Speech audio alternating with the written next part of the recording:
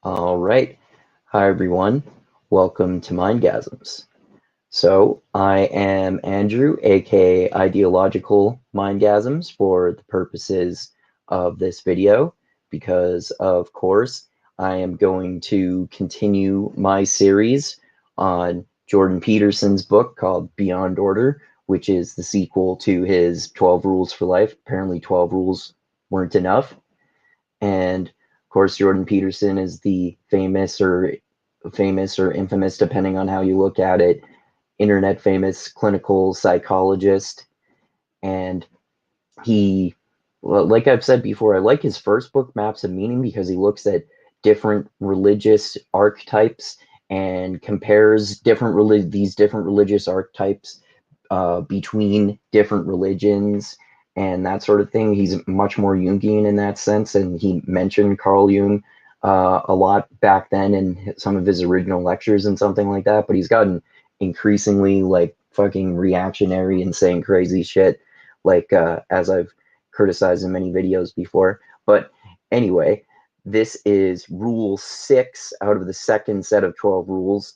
So rule 6 in out of the 12 rules in Beyond Order, which is abandon ideology, which is hilarious because he wants you to abandon ideology and he thinks ideology is bad and it poisons religion according to him. But he every person is ideological. You cannot avoid being ideological. Everyone has their own ideology, and he seems unaware of this to the point that it's ironic because he's spreading his own ideology and he's such a huge cult figure that there are these super devoted Jordan Peterson fans that are always criticizing my videos, clearly because they're ideologically devoted to him and they see him as their father figure or as their god. He himself has talked about that before, about how a lot of young men who need direction in life see him as a father figure. Anyway, I just think this is hilariously ironic, and he talked about it a little bit in a video with this guy. So I'm going to go through this video and comment on exactly how stupid a lot of this is. To go on to another chapter, you ask people to reject ideology. And I think everything we've been talking to up till now, that's not ideology. That's something deeper. Ideology seems to be the surface level understanding of the world. I wanted to get your take. Ideology is crippled religion Yeah, crippled. fundamentally. Like it drives all, as far as I can tell, and I explored this a lot in Maps of Meaning because it's one of its main themes is exactly that exploration is we have a religious sense, which we've just talked about, grounded to some degree in our capacity for experiencing awe. Um, Ideologies hijack. That's true. There's like one aspect of this that I was thinking of before is in terms of ideology is Jonathan Haidt's work, and I've mentioned him many times on my channel. He's the social psychologist and moral psychologist who he wrote Coddling of the American Mind most recently, and my favorite one of his is called The Righteous Mind, and he talks about how everyone is ideological, and he talks about the theory of cultural evolution through group selection and how religion is still around now because it has evolved through group selection to be basically adaptable for different cultures in order to bind people together to make people thrive as societies. So that like basically Jordan Peterson is getting that part right, that people have a natural kind of religious instinct, but he's wrong that you have to abandon ideology because everyone is ideological. And the but then he gets that confused too and thinks that that means everyone should be religious because you're ideological but not religious if you don't have religion, so you should just have religion. But in reality, but people can be atheists and agnostic and they don't need religion. They're going to have an ideology whether they want one or not, but so do you in your abandonment of ideology and in your advocating for religion or for your own specific ideology, giving people 24 rules so far that they probably follow biblically. I would bet I would bet like a fucking $1 million that that's the case. But anyway, let's get back to it here. That. And they do it they're idols in the classic Old Testament sense. That's exactly what they are, is they're false idols. And they promise but don't deliver. And they are replacements for God. I saw this actually in Canada. Technically, I always had a suspicion that nationalism, for example, was essentially a religious impulse gone wrong. No, it's the attribution of That's probably the true. attributes of God. It's the attribution of the I would say nationalism is religion gone wrong, basically. That's probably true. of transcendent assets to the state. So it's the misapprehension of the transcendent in the state. I did read a Gallup poll at one point that indicated that in Quebec, if you were a lapsed Catholic, you were many times more likely to be a separatist. And that's exactly what Quebec looked. That's interesting. That doesn't surprise me too, because the generally Catholics tend to be more conservative, and people in Quebec, as far as I know, tend to lean more Catholic and more traditional in that way. So you would think that would make sense, I would say, because nationalism is kind of like a traditional, old-fashioned type of thing, in the same way that Catholicism is in many ways. Looked like to me, because it underwent its devolution from feudalism in some sense in the late 1950s, maybe the last European country to do so, and instantly replaced its profound Catholicism, profound and deep Catholicism, with 19th century nationalism, which was an ill fit from my perspective, because, look, if you're going to be oppressed, you're going to have to pick a better group than Anglo-Canadians to be, the carriers of your projection of oppression. Yeah, it's interesting too. Also, for those of you who don't know, Quebec is kind of like the Texas of Canada in some ways, because there have been a lot of talks about separatism for a long time. Although I didn't know until I read a book on this recently, actually, that I think it was actually pretty recently in history, like maybe as recently as the 60s or 70s or something, that this separatist rhetoric from people from Quebec started, because when Quebec first became a province, rather, for a long time until recently in Canadian history, like I said, people just really respected being a part of Canada, and they actually, ironically, had more of a nationalistic sense about them. It's interesting, because separatism can be nationalistic or anti-nationalistic depending on how you look at it. Like the separatists now probably think that their Quebec represents the true Canada, but then if you're more motivated to belong to Canada, then you probably see yourself as nationalistically devoted to Canada. It just depends on what you think the vision of your country should be, obviously, right? Okay. We're just not that good at it. So, but that's the thing.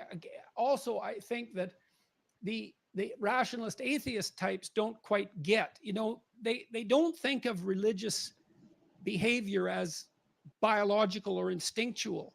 And so they underestimate its potency and and the dangers it poses if it's not bound in the proper forms. See, he's just saying exactly what I was talking about. Yes, people have religious instincts, but he's talking about how it's got to be bound in it's got to be bound in the proper forms. Okay, you need to have religion and traditional religious structures. You can't have ideology, even though everyone has an ideology. Because if you have ideology without religion, then you get this crazy woke social justice warrior shit. And then it manifests itself in ideological possession. And yeah, that's chapter There you 6, go. I believe. Abandon ideology. It's and a lot. Abandon ideology, practice religion instead, which is ideology, but even more extreme. lot of Beyond Order is, and Maps of Meaning as well. The first book I wrote is part of its goal was an antidote to ideology. I wanted to An antidote to ideology in the form of an ideology. Like these self-help books are very ideological. Self-help books by nature, I mean, they don't have to be ideological, but they can tend to be that way a lot of the time, especially like new age shit or something like that. But they often can be really like culty sometimes. I've read a lot of them, and some of them are good, and some of them are bad. And his books, 12 Rules of Life and Beyond Order, aren't like deliberately culty in that way, but he's giving people rules for life. That's what a lot of self-help books do. When you give people rules for life, that's kind of an inherently ideological thing to do, to give rules that they must follow, especially when you're such a cult figure like Jordan Peterson is, where he is so polarizing and he has so many people who love him and so many people who hate him. To ground people in a more comprehensive view of the world. And to me, that has 7 elements. There's the element of the dragon of chaos. This is all implicit in Beyond Order. There's the dragon of chaos. That's the unknown as such, the source of everything, whatever that might be. That's what I mentioned before. All of this is implicit Beyond Order because it's explicit in Maps of Meaning, which is why I like Maps of Meaning more. I mean, some people who also criticize Jordan Peterson don't like that either and think it's equally stupid. But I think it's actually really sophisticated. Even though it's a really dry academic book, I think it actually makes way more interesting points than what he does in his self-help books. But I'm not really much of a fan of self-help books anyway. But I mean, a lot of his rules are fucking dumb anyway. Some of them are good. And like I've mentioned before, I like Beyond Order more than 12 Rules for Life. And I actually kind of agree with about half of the rules. But some of them, like this one, are just fucking dumb. Might be. There's the natural world in its positive and negative forms, the social world in its positive and negative forms, and the individual in his or her positive and negative forms. And you need a representation for each of those domains to have a full narrative view, as far as I can tell.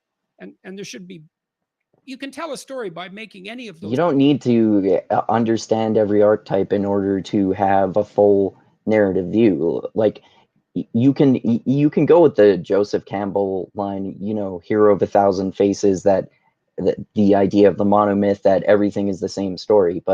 And that's partially true. Basically, people practice the same tropes over and over again, but that's a bit of an oversimplification.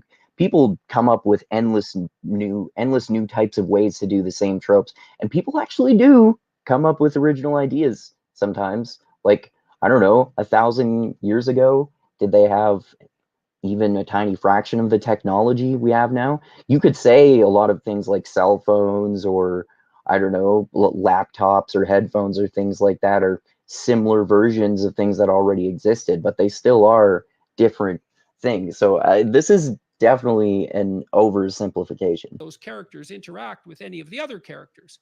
Man against himself, man against culture, woman against man, nature against culture.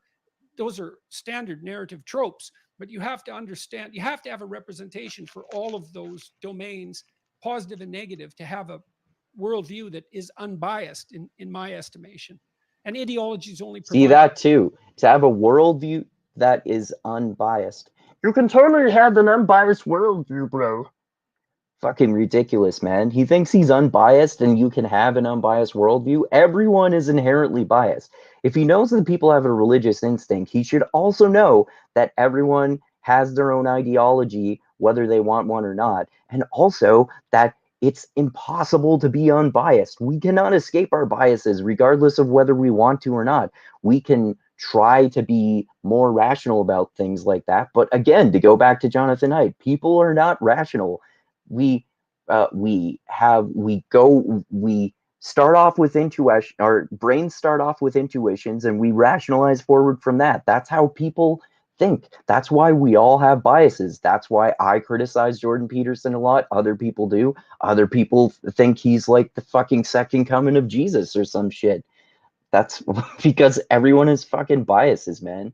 Like, he's supposed to be a psychologist. This is a really fucking stupid elementary mistake that he's making, assuming that people can escape ideology and bias. That's just fucking ridiculous.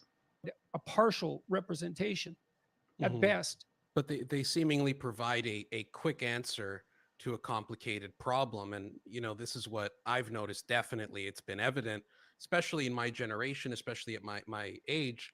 You know, Jean Piaget, I think, talked about the messianic stage of development.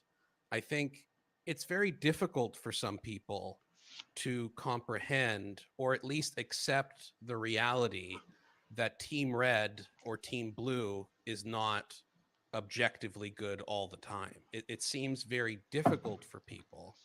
And, you know, you see this with even some atheists. That's because it's natural and people do that whether we want to or not. It's the trying to be more rational.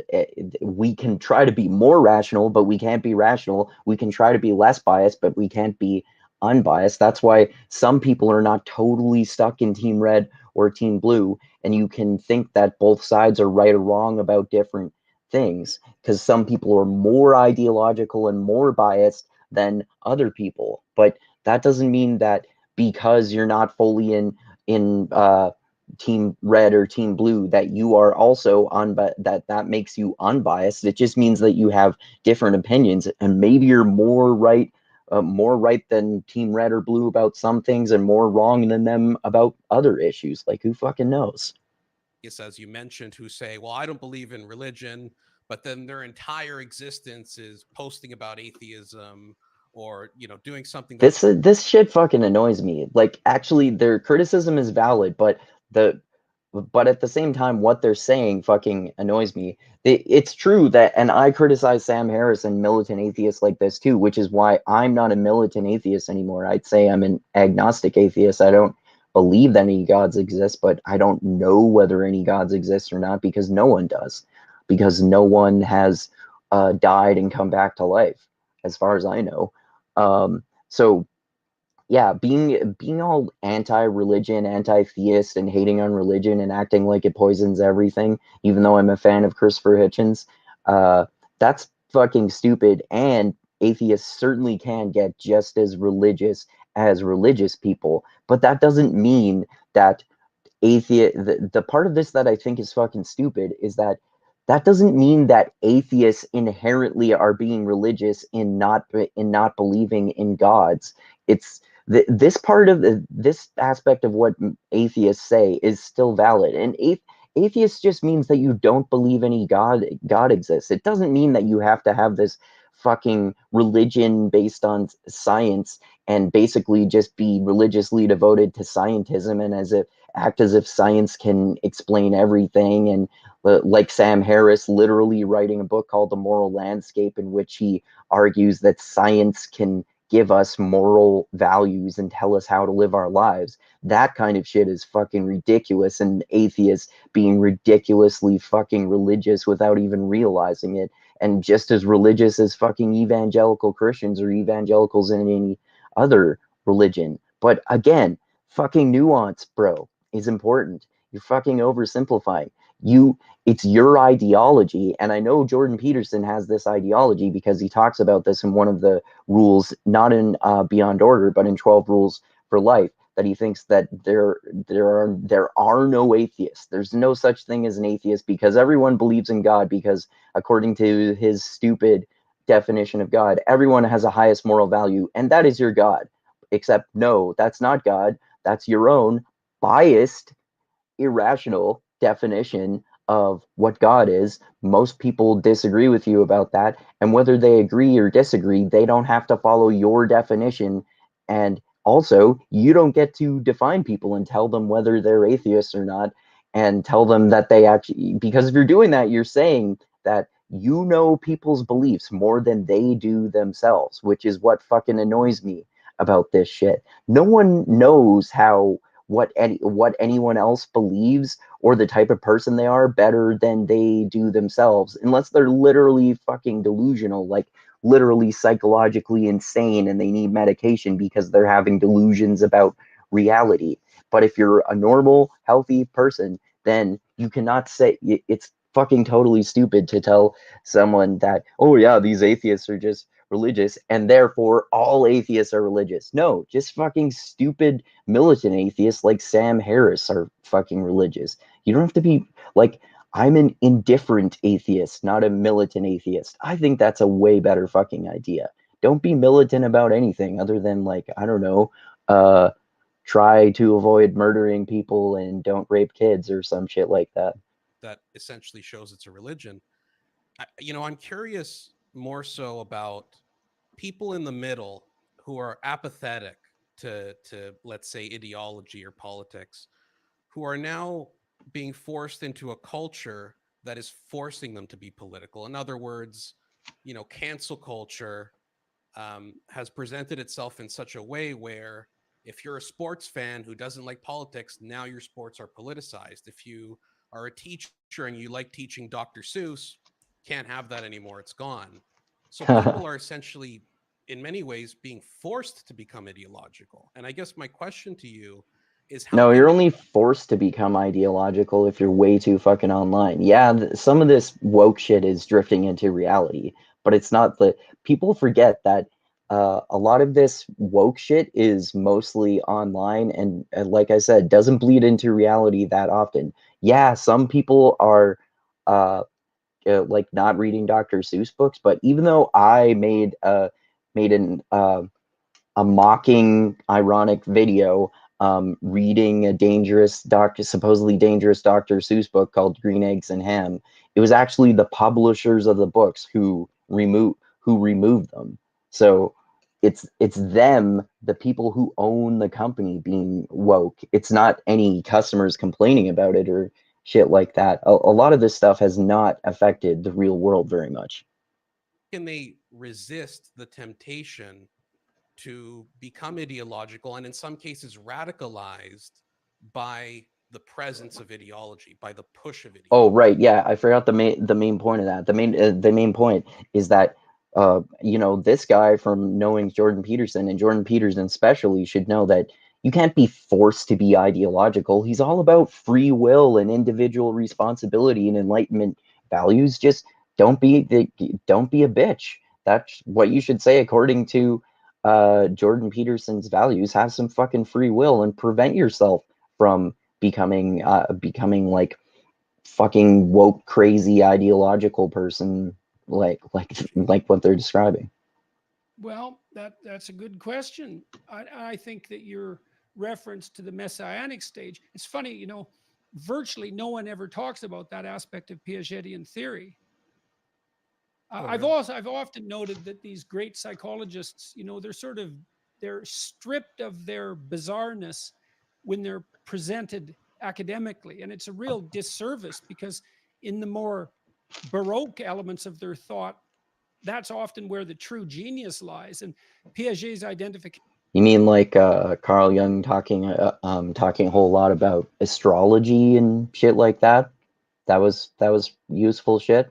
And I mean, some of this like occult shit and weird shit, like alchemy, for example, is how chemistry came about, of course. So some of this stuff is historically important, but that doesn't mean it's the most important aspect of their work. Maybe it is the most interesting because it's so fucking bizarre and out there, but that doesn't mean it's an important aspect of their work. Of that late adolescent messianic stage is brilliant, I think. But I've heard virtually no one ever talk about it. I Oh, certainly never encountered it in any of my classes. oh, same here. I studied psychology, Dr. Peterson. I found out about John Piaget's messianic stage from you. So I certainly didn't hear about it from my psychology classes. So it's such a shame. It's tragic that's a lot of these psychologists aren't being represented correctly. But I mean, to that Well, it's end, not easy to represent a genius correctly, and it's also terrifying, because genius is terrifying by definition. Um, Look, I think part of the advantage to Christianity is that it provides an outlet for that messianic urge. It it attempts to spiritualize it, right? yeah, Conduct your life conduct the battle within yourself. So it's a real battle. It's a real struggle. It's maybe the ultimate struggle. It's a heroic mission. Get yourself under control. Integrate yourself. Get your house in order. That'll provide something that's sufficiently compelling if you do it seriously, so that ideology will look like a it will pale as in comparison as an attraction. It just doesn't have the grandeur of that moral mission. Jung thought that, any sufficient moral effort was an appropriate substitute for psychotherapy. It's a moral discipline. Moral discipline is the antidote to ideology. And I do. No. Okay, this is another fucking oversimplification at best. Like, go back a sec. What did he say? How did he word that exactly? That has to ideology. And I do think moral discipline. There's a moral discipline. Moral discipline is the antidote to ideology. And I do think. Oh wait, no. I get what he's saying there. That's well, no. Yeah, it is still an oversimplification. It's not moral ideology, moral discipline rather, is not an antidote to ideology, because that just means you're rigidly sticking to your own moral values. And again, like Jonathan Haidt explains, and as I've learned, people have naturally evolved moral compasses. We all have moral compasses, whether we want them or not. So yes, sticking rigidly to your values can be good, but everyone thinks that they have the best values, and there are no objectively best values. And I'm not making an argument for moral relativism at all. I'm just saying what is actually said about postmodern ethics in the Cambridge Companion to, I think it's the Cambridge Companion to Postmodernism. I did a video about this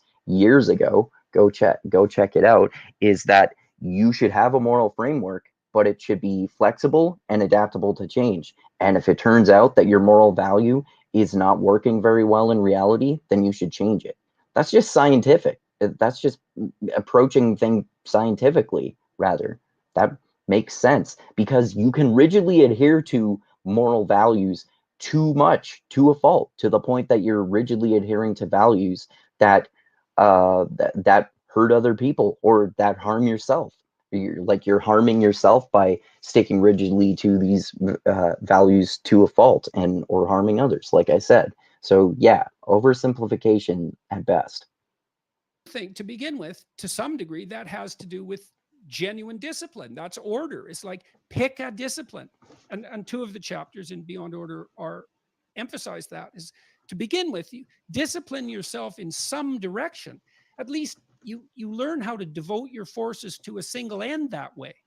Well, then after you've got yourself under control, I derived some of this thinking from Nietzsche, because that was his developmental suggestion, right? Not only for individuals, but also for cultures. He thought that Europe, the European mind, so to speak, had disciplined itself by insisting that everything be explained under the rubric of Catholicism, essentially. Everything had to be explained using that one.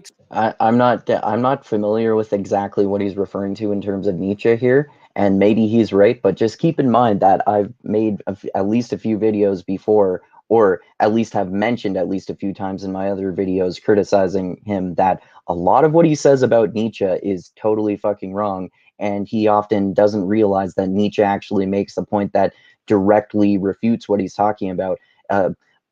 An example of this is, I remember in his old videos, he used to often mention Nietzsche's idea of the death of God in the same breath that he was making an argument for religion and how everyone should be religious, even though Nietzsche, well, he did talk about how the death of God would lead to people adopting ideologies instead of religion, and it's a bad thing. He also was a fucking militant atheist before the term existed. He thought that religion was like inherently poisonous and that shit and shit like that, just like Christopher Hitchens and Sam Harris did. And Jordan Peterson never fucking mentions that.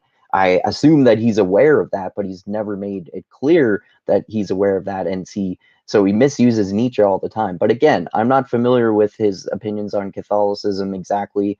I know he talks about Christianity, and he's like, one of his books is literally called Antichrist because he considers himself anti-Christian. And he says, I think it's actually, I don't remember whether it was Nietzsche or Slavoj Žižek talking about Nietzsche in a video, Slavoj Žižek video, in which he was talking about Christianity that I read that, so it's either Nietzsche or Slavoj Žižek talking about Nietzsche, who said that Jesus was the only Christian, which is a really fascinating idea. Anyway, that's a bit of a tangent there, but finish this here. Explanatory system. And then once the capacity to manage such explanations was put in place, then that capacity could be used to solve other problems, and those would be scientific problems, let's say. I think that's a viewpoint that Jung adopted and extended in his analysis of the emergence of science from alchemy. But I think the same thing applies in your own life. It's like, well, there you go, alchemy. Yeah, alchemy can be interesting, but it's certainly not fucking important work that Jung did at all. It's interesting because it's bizarre, but it, like, his actual psychological work was way more fucking useful. Pick something that you can do, and then discipline yourself, and then see what happens next, because something, you'll change as a consequence of that. Something new will attract your interest. There'll be some different element of that discipline that you'll be compelled to develop. And the best way of doing that, I think, is, well, to note what you're interested in, what's meaningful to you, and also to, in some sense, purify your thought and your perception. And you do that mostly by deciding and practicing it's forbearance of deceit. If you like that video and want to see more, please make sure to subscribe to the... Okay. Well, yeah. Well, you get the gist. Like I said, Jordan Peterson, he's supposedly an expert clinical psychologist, although apparently there's this debacle happening where the Canadian College of Physicians, or whatever you would call it, I'm not sure if that's what they're actually called, but whatever the Canadian equivalent is of the American body, are trying to take his clinical license away, because he's a clinical psychologist, which means, what this basically functionally would mean, that he can't teach patients anymore, but he doesn't, or not teach, have patients anymore. He treat patients, but he doesn't treat patients anymore anyway. He hasn't for a long time, and he hasn't taught at the University of Toronto, I believe, where he was teaching for a long time, because he became so internet famous that he can go around the world doing speeches and talking about his books that he writes and spread his ideology and get paid way more fucking money than he does as a professor and a clinical psychologist. So, I mean, he's, like I say, he does help some people with, his books and his lectures and shit. But like I said, in terms of this rule specifically, as is the case with about half the fucking rules in this book, this one is fucking dumb. Like I said, he's supposedly an expert on psychology, yet he thinks you can abandon ideology, which is fucking impossible. He also thinks you can be unbiased, which is also fucking impossible. And he also thinks that you should just be religious, and because the alternative is this fucking evil SJW, postmodern neo-Marxist, postmodern neo-Marxist ideology. And then also he would add, now, the evil trans people trans activists who are trying to convert children to be trans.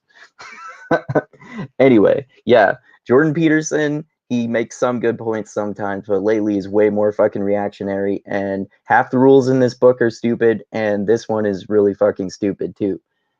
Jordan Peterson is dumb when it comes to ideology. You cannot fucking abandon ideology. All right. Anyway, thanks everyone for watching my criticism of this Rule 6 of Jordan Peterson's Beyond Order book, Abandon Ideology. Check out my previous 5 videos I did on the previous 5 rules. Check out the next halfway there. Oh, we're halfway there. Oh, I think my alarm is going off. All right, so yeah, so check out the next videos on the next rules. Check out my previous video, which was reviewing the first Malazan book called Gardens of the Moon in the 10-book epic fantasy series called Malazan Book of the Fallen, which is like grimdark kind of culture-driven fantasy, which is very fascinating. So check that out.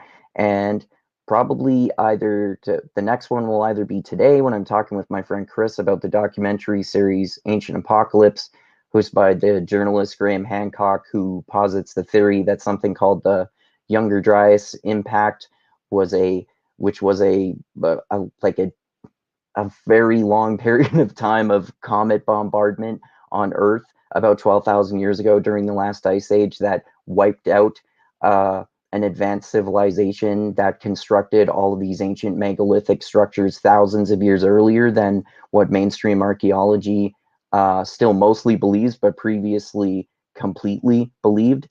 So check that out. So it's either going to be that one tomorrow or the next one will, if it's not that one, it's going to be my friends Dusty and Chris and I talking about Fat Man, an awesome Christmas movie in which Mel Gibson plays a badass killer Santa Claus who has to fight an assassin who gets sent after him by a rich kid who gets a lump of coal for Christmas and sends an assassin after Santa Claus. And there's also a cool subplot in which involves the elves manufacturing weapons for the U.S. military because the decline of Christmas spirit has caused Santa to lose money. So check out those upcoming chats, the previous ones. Thanks everyone again for watching. Click that like button, share this video everywhere, subscribe to the channel, click that bell to be notified when I come out with new videos. Check out my Patreon page, link is in the description as always. And like I always say, I love you all. Keep being the tiny beam of light that shines through the almost impenetrable darkness in the universe. And most importantly, always remember this: the funk cures all, and groove is in the heart. And Jordan Peterson does some good stuff, but he's a supposedly brilliant public intellectual who often makes a lot of tremendously fucking stupid points, including the claim that you should abandon ideology, as if that's actually fucking possible. All right. Thanks again, everyone, and adios until next time. Ta-ta, bitches.